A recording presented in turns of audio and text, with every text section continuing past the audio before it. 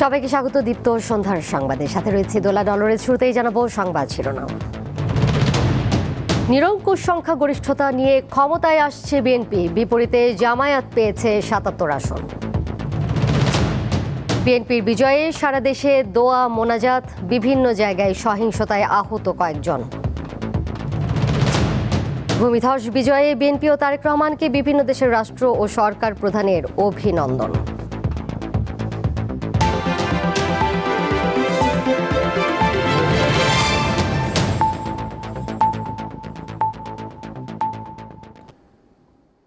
শুরুতেই BRB cables নিবেদিত জাতীয় সংসদ নির্বাচনের খবর।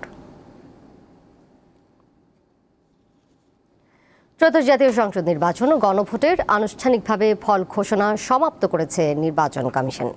বেসরকারিভাবে ঘোষিত ফলাফলে বিএনপি ও তার মিত্ররা পেয়েছে ২১২ আসন। জামায়াত ইসলামী নেতৃত্বাধীন ১১ দলীয় জোট ৭৭ আসন নিয়ে দ্বিতীয় স্থানে রয়েছে। এছাড়া স্বতন্ত্র ৮টি ও ইসলামী আন্দোলন বাংলাদেশ ১টি আসন পেয়েছে। জাতীয় নির্বাচনে ভোট প্রদানের হার ৫৯.৪৪%। প্রথমবারের মতো দেশে একই দিনে অনুষ্ঠিত হলো জাতীয় নির্বাচন ও গণভোট। বৃহস্পতিবার বিকেল ৪:৩০টায় ভোট গ্রহণ শেষে ফলাফল আসতে শুরু করে কয়েক ঘন্টার মধ্যেই। রাজধানীর আগারগাঁওয়ে নির্বাচন কমিশন সচিবালয়ে চলে ফলাফল ঘোষণা। শুক্রবার দুপুর নাগাদ শেষ হয় কার্যক্রম। ফলাফলে বিএনপি ২০৯ ও তার জোটসঙ্গী গণসংহতি আন্দোলন ১, বাংলাদেশ জাতীয় পার্টি বিজেপি ১ ও গণ অধিকার পরিষদ ১টি আসন পেয়েছে। ১১ দলীয় জোটের মধ্যে জামাতে ইসলামী ৬৮, এনসিপি ৬, বাংলাদেশ খেলাফত মজলিস ২ ও খেলাফত মজলিস ১টি আসনে জয়ী হয়েছে। বাংলাদেশ জাতীয়তাবাদী দল বিএনপি, আমি বলেছি যে আমি ২৯৭টা আসনের তথ্য দিচ্ছি, সেখানে ২০৯টা আপনার আসন তারা পেয়েছে প্রাথমিকভাবে আমাদের কাছে যে তথ্য আছে সেই অনুযায়ী। বাংলাদেশ জামায়াতে ইসলামী পেয়েছে ৬৮টা, জাতীয় নাগরিক পার্টি এনসিপি পেয়েছে ৬টি। নির্বাচনে ২৯৯ আসনে ভোট গ্রহণ হয়। প্রার্থীর মৃত্যুতে শেরপুর ৩ আসনে নির্বাচন হয়নি। এছাড়া চট্টগ্রাম ৪ ও ২ আসনে ফলাফল প্রকাশ স্থগিত রাখা হয়েছে। এবারের নির্বাচনে গণভোট পড়েছে ৬০.২৬%। এর মধ্যে হ্যাঁ ভোট পড়েছে ৪,৭৪,৪২৯টি, আর না ভোট পড়েছে 2,25,65,627টি। গণভোটের কাস্টেড ভোটের সংখ্যা হচ্ছে শতকরা ৬০.২৬। এখন আপনার প্রশ্ন হতে পারে যে পার্লামেন্ট থেকে গণভোটেরটা কেন একটু বেশি হলো। তার কারণ হচ্ছে যে দুটো আসনের আমরা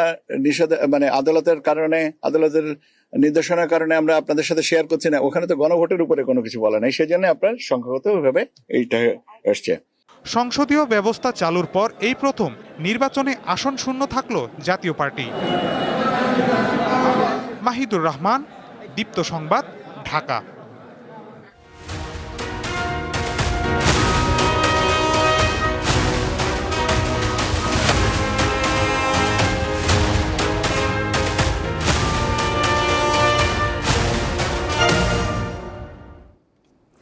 দর্শক, এই মুহূর্তে একটু নির্বাচন কমিশনে যেতে চাই। সেখানে রয়েছেন সহকর্মী শিউলি শবনম, সরাসরি যুক্ত হয়েছেন দেরি। ফলের নির্যাস ও দুধের সমন্বয়ে Polar tornado green apple ice cream. মন ভালো থাক। শিউলি, গেজেট প্রকাশের বিষয়ে নির্বাচন কমিশনের পক্ষ থেকে কোনো ব্রিফ করা হয়েছে কিনা, বা কবে কখন নাগাদ এই গেজেট প্রকাশ হতে পারে? এছাড়া আর কোনো তথ্য রয়েছে কিনা আপনার কাছে? দোলা, আপনি জানেন আজকে দুপুরে আনুষ্ঠানিকভাবে ফল ঘোষণার মধ্য দিয়ে নির্বাচন কমিশন মূলত ত্রয়োদশ সংসদ নির্বাচনের যে কার্যক্রম সেটা শেষ করেছে, এবং আমরা যখন দুপুরের পর থেকে এখানে দেখেছি এর মধ্যে অন্তত ৩ জন রাজনৈতিক দলের নেতা, ঢাকা ১১, ঢাকা ১৪ এবং ঢাকা ১৬, এই ৩ আসনের ৩ জন বিএনপি প্রার্থী সানজিদা ইসলাম তুলি, আমিনুল হক, আমিনুল ইসলাম এবং এম এ কাইয়ুম, তারা নির্বাচন কমিশনে এসেছিলেন আলাদা আলাদা আলাদাভাবে তারা একটি অভিযোগ করেছেন এবং তিনজনের অভিযোগ অনেকটা একই রকম। তারা তাদের যে আসন সেই 3টি আসনে ভোটের ফলাফল পুনর্গণনা করার জন্য নির্বাচন কমিশনের কাছে দাবি জানিয়েছেন এবং তারা অভিযোগ করেছেন এই আসনগুলোতে আসলে ভোটের কারচুপি করা হয়েছে এবং আগে ব্যালট মারার অভিযোগ করেছেন তারা। এবং তারা দাবি করেছেন মূলত যেহেতু এখানে ভোট কারচুপি হয়েছে এবং ইঞ্জিনিয়ারিং হয়েছে সে বিষয়গুলো যেন নির্বাচন কমিশন নজর দিয়ে এগুলো সুরাহা করে এবং সেই আসনগুলোতে পুনর্গণনা করে। তো এর বাইরে যদি আমি আপনাকে একটু জানিয়ে রাখি যে আজকে যেহেতু ভোট গণনার কাজ এবং ফলাফল সম্পন্ন হয়েছে এবং এর মধ্যে নির্বাচন কমিশন 197টি আসনের জন্য আসনের যে গ্যাজেট সেই গ্যাজেট প্রকাশের জন্য তাদের যে পূর্ব প্রস্তুতি কাজ সেই কাজগুলো তারা সম্পন্ন করছে। এবং এই বিষয়টা নিয়ে যদি আমি আপনাকে একটু ব্যাখ্যা করে বলি যে আসলে যেহেতু 299টি সংসদীয় আসনে ভোট হয়েছিল কিন্তু গ্যাজেট প্রকাশ হচ্ছে 197টি আসনে। এর পেছনের কারণটা হলো আপনি নিশ্চয়ই জানেন এর মধ্যে চট্টগ্রাম 2 এবং চট্টগ্রাম 4 আসনের যে ফল সেগুলো নির্বাচন কমিশন স্থগিত রেখেছেন এবং যেহেতু এই আসনগুলোতে প্রার্থীদের বিরুদ্ধে আদালতে মামলা চলমান আছে এবং সেই মামলাগুলো নিষ্পত্তি না হওয়া পর্যন্ত আসন দুটির ফলাফল আসলে প্রকাশ করা হবে না। এছাড়া আপনাকে আরেকটু তথ্য জানিয়ে রাখি আজকে সন্ধ্যায় প্রধান নির্বাচন কমিশনারের সাথে বিদেশি পর্যবেক্ষকদের সাথে হোটেল ইন্টারকন্টিনেন্টালে একটি নৈশভোজের কথা রয়েছে এবং আগামীকাল একই স্থানে ভোটের সার্বিক চিত্র নিয়ে ত্রয়োদশ সংসদ নির্বাচনের চিত্র নিয়ে বিদেশি পর্যবেক্ষকদের কাছে নির্বাচন কমিশন তাদের কাছে থাকা তথ্যগুলো তুলে ধরবেন। তো দোলা এই ছিল আমার কাছে এখান থেকে সর্বশেষ। শিউলি আপনাকে ধন্যবাদ।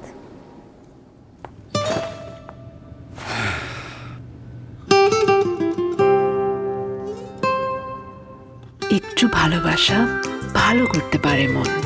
চিজি আইসক্রিমের সাথে ভেলভেটি কেকের মিশ্রণে পোলার রেড ভেলভেট আইসক্রিম। পোলার, মন ভালো থাক। নির্বাচনে বিএনপি জোটের বিজয় গণতন্ত্রের। এই বিজয়ে বাংলাদেশের বলেও মন্তব্য করেছেন বিএনপি চেয়ারম্যানের উপদেষ্টা মাহাদি আমিন। শুক্রবার দুপুরে রাজধানীর গুলশানে সাংবাদিকদের সঙ্গে আলাপকালে তিনি এ কথা বলেন। এ সময় বিএনপির স্থায়ী কমিটির সদস্য সালাউদ্দিন আহমদ বলেন, বিএনপি সাংবিধানিক প্রক্রিয়ায় সংসদে যাবে। আজকের এই বিজয় শুধু বিএনপি না, এই বিজয় গণতন্ত্রের, এই বিজয় বাংলাদেশের। আমরা বিশ্বাস করি জনগণের যে আস্থা, সমর্থন এবং ভালোবাসা আমাদের নেতা জনাব তারেক রহমান পেয়েছেন, ইনশাল্লাহ ভবিষ্যতে একজন প্রধানমন্ত্রী হিসেবে তিনি বাংলাদেশের প্রতিটি মানুষের অধিকার এবং স্বাধীনতা নিশ্চিত করবেন। আনুষ্ঠানিকভাবে গেজেট নোটিফিকেশনের মাধ্যমে ফলাফল ঘোষণা করবেন এবং তারপর থেকে ক্ষণ গণনা শুরু হবে সংসদ সদস্যদের শপথ নেয়ার বিষয়টি, সেটা সাংবিধানিকভাবেই হবে ইনশাআল্লাহ।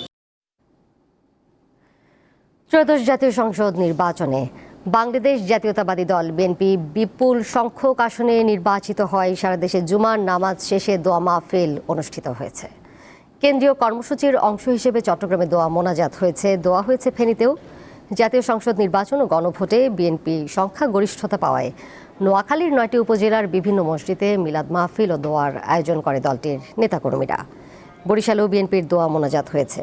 বিএনপির বিজয় নারায়ণগঞ্জের বিভিন্ন মসজিদে জুমার নামাজের পর দোয়া হয়।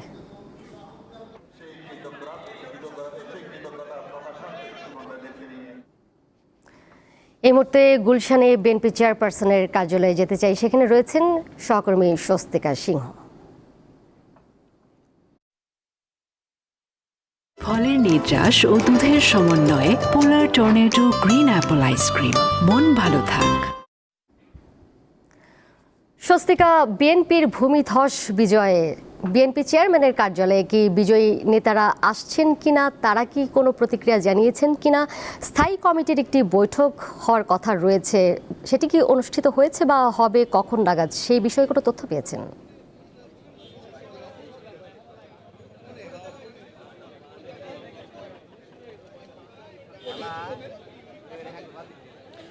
ঠিক এই মুহূর্তে কিন্তু গুলশান যে রাজনৈতিক কার্যালয় রয়েছে বিএনপি, সেই রাজনৈতিক কার্যালয়ের সামনে ঠিক বিএনপি নেতাকর্মীদের যেমন ভিড় দেখা যাচ্ছে এবং তার পাশাপাশি কিন্তু ভেতরেও যারা বিএনপি স্থায়ী কমিটির সদস্যরা রয়েছে, যেমন মির্জা ফখরুল ইসলাম আলমগীর বিএনপি মহাসচিব ছাড়াও বিএনপির স্থায়ী কমিটির যারা নেতৃবৃন্দ রয়েছে তারা উপস্থিত রয়েছে।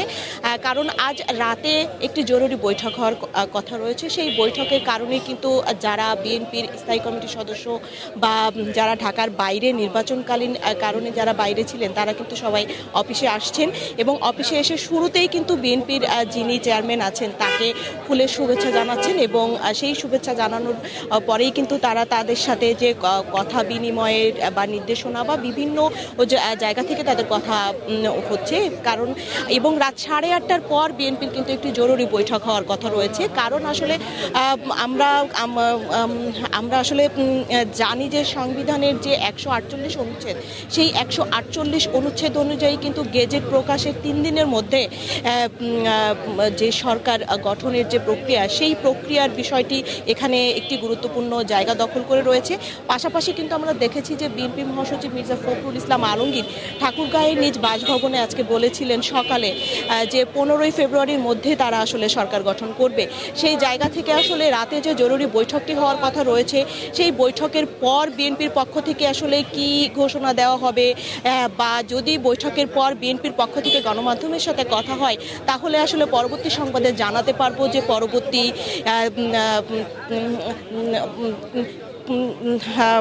কি করবে তারা আসলে কিভাবে তাদের যে নির্দেশনা রয়েছে বা সরকার গঠনের যে প্রক্রিয়া রয়েছে সংসদের যে প্রক্রিয়া রয়েছে এই কাজগুলোতে তারা আগাবে। দোলা, এই ছিল গুলশান থেকে আমার কাছে সর্বশেষ। স্বস্তিকা, ধন্যবাদ আপনাকে। কি রে, ফিরে আসলি যে? ভাবলাম একা একা তুই যদি ভয় পাস। কারো ফিরে আসা ভালো করতে পারে মন। ফলের নির্যাস ও দুধের সমন্বয়ে Polar tornado green apple ice cream. Polar, মন ভালো থাক। নির্বাচনের পর শুক্রবার দেশের বিভিন্ন স্থানে সহিংসতার খবর পাওয়া গেছে। এতে বিভিন্ন দলের কয়েকজন নেতাকর্মী আহত হয়েছেন। মেহেরপুরের গাংনী উপজেলায় নির্বাচনী পরবর্তী সহিংসতায় জামায়াতে ইসলামীর 3 নেতাকর্মী আহত হন। ঘটনার পর ওই এলাকায় উত্তেজনা বিরাজ করছে। নির্বাচনে ভোট দেওয়াকে কেন্দ্র করে পাবনার আটখড়িয়ায় বাড়িঘর ও দলীয় কার্যালয়ে হামলা ভাঙচুরের অভিযোগ উঠেছে। স্থানীয়দের দাবি, উপজেলার শ্রীকান্তপুর ভোট কেন্দ্রে জামায়াত প্রার্থীর পরাজয়ের জেরে ক্ষিপ্ত হয়ে দলটির নেতাকর্মীরা হামলা চালায়। অবিলম্বে হামলাকারীদের গ্রেপ্তার ও দৃষ্টান্তমূলক শাস্তির দাবি জানিয়েছেন বিএনপির নেতাকর্মীরা। এদিকে ঝিনাইদহের কালীগঞ্জে সংঘর্ষে জড়িয়ে পড়েন 2 পরাজিত প্রার্থীর সমর্থকরা। বিএনপির বিদ্রোহী প্রার্থী সাইফুল ইসলাম ফিরোজ ও ধানের শীষের প্রার্থী রাশেদ খানের সমর্থকদের মধ্যে এই সংঘর্ষ হয়। এসবে 4 জনকে কুপিয়ে ও পিটিয়ে গুরুতর আহত করা হয়। ত্রয়োদশ জাতীয় সংসদ নির্বাচনে ঐতিহাসিক বিজয়ের জন্য বিএনপি ও দলটির চেয়ারম্যান তারেক রহমানকে শুভেচ্ছা জানিয়েছেন ভারতের প্রধানমন্ত্রী নরেন্দ্র মোদী, ঢাকাস্থ মার্কিন দূতাবাস ও চীন। সকালে তারেক রহমানকে অভিনন্দন জানিয়ে সামাজিক যোগাযোগ মাধ্যম এক্সে পোস্ট করেন ভারতের প্রধানমন্ত্রী। তিনি বাংলাদেশের সংসদ নির্বাচনে বিএনপির বড় জয়ে নেতৃত্ব দেওয়ার জন্য তারেক রহমানকে উষ্ণ অভিনন্দন জানান। গণতান্ত্রিক, প্রগতিশীল ও অন্তর্ভুক্তিমূলক বাংলাদেশের প্রতি ভারতের সমর্থন অব্যাহত থাকবে বলেও জানান মোদী। এছাড়াও ভারত বাংলাদেশের সম্পর্ককে আরও শক্তিশালী করতে তারেক রহমানের সঙ্গে কাজ করার জন্য মোদী আগ্রহ জানান। এছাড়া ঢাকার মার্কিন দূতাবাসের ভেরিফাইড ফেসবুক পেজে দেওয়া এক পোস্টে সফল নির্বাচন আয়োজনের জন্য বাংলাদেশের জনগণকে অভিনন্দন এবং বিএনপি ও দলটির চেয়ারম্যান তারেক রহমানকে ঐতিহাসিক বিজয়ের শুভেচ্ছা জানানো হয়। পোস্টে আরও বলা হয়, 2 দেশের সমৃদ্ধি ও নিরাপত্তার অভিন্ন লক্ষ্য বাস্তবায়নে বাংলাদেশের সাথে কাজ করার জন্য আগ্রহী যুক্তরাষ্ট্র। এদিকে নির্বাচনী বিএনপির বিজয়ে শুভেচ্ছা জানিয়েছে চীনও, পাশাপাশি একসঙ্গে কাজ করার প্রত্যাশা জানিয়েছে দেশটি। শেষ করার আগে শিরোনামগুলো জানিয়ে দেব আরও একবার। নিরঙ্কুশ সংখ্যা গরিষ্ঠতা নিয়ে ক্ষমতায় আসছে বিএনপি, বিপরীতে জামায়াত পেয়েছে 77 আসন। বিএনপির বিজয়ে সারা দেশে দোয়া মোনাজাত, বিভিন্ন জায়গায় সহিংসতায় আহত কয়েকজন। ভূমিধস বিজয়ে বিএনপি ও তারেক রহমানকে বিভিন্ন দেশের রাষ্ট্র ও সরকার প্রধানের অভিনন্দন।